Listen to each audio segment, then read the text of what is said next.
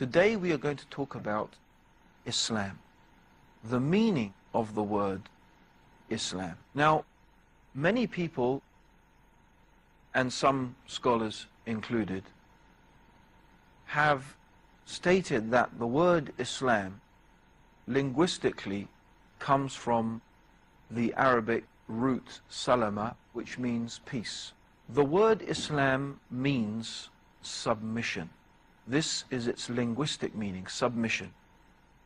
In the context of the religion, it means submission to the will of God. Now, of course, when we say the word submission, for most people, it has a type of negative connotation. It produces in our minds and in our hearts a type of negative idea.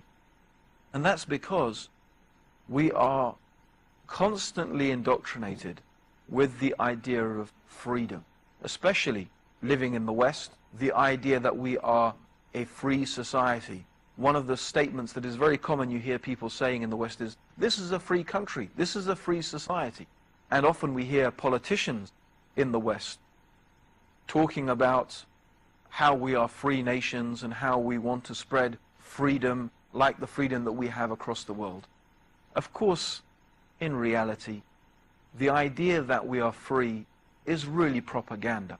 What I would like us all to think about today is this concept of submission and freedom. And I would really like us to question how free we really are. Let's think about ourselves. Let's think about our lives. All of us, we live in societies and in communities. All of us, human beings, have some concept, some idea of what we think is right and what we think is wrong, what we think is good, what we think is evil, what we think is appropriate behavior or inappropriate behavior, what we often call good manners and bad manners. So all of us have some idea, and very often we find that in one country something may be considered to be good manners, and in another country that self-same thing may be considered to be bad manners. For example, in some countries, if you have a nice meal and then you let out wind through your mouth, you burp as we call it, that's considered very disgusting and a revolting thing to do. But in other countries considered an act of appreciation that you've enjoyed the meal. It just gives you an example of how in two different cultures exactly the same thing can be considered to be in one culture good manners and another culture bad manners.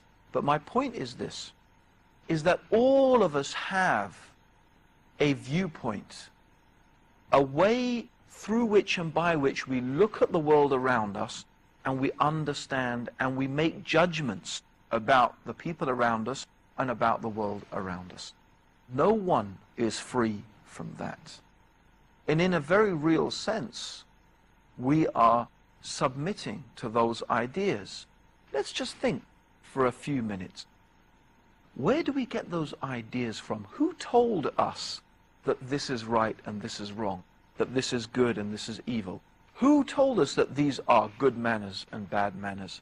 Where did you get that information from? Think about it for a few minutes. Maybe some of you will be saying, our parents, that's where we got this knowledge from. Others will be saying, our teachers at school. Some will be saying, our friends. Some will be saying, our society, our religion, our government, the laws of our country. One of the strongest and the most powerful influences in the way that we think and the way that we look at the world is the media, especially the television, the films that we watch, the music that we listen to, the radio programs that we tune into. They have a very powerful effect in shaping the way that we look at the world. And in a very real sense, we are submitting to those ideas. We are submitting to those concepts. I'm sure many of us have been to school. And at school, I'm sure also many of us had to wear a school uniform. And I'm also pretty sure that a lot of us didn't really like wearing that school uniform. Well, if we live in free countries and it's a free society, why do you have to wear a uniform that you don't like?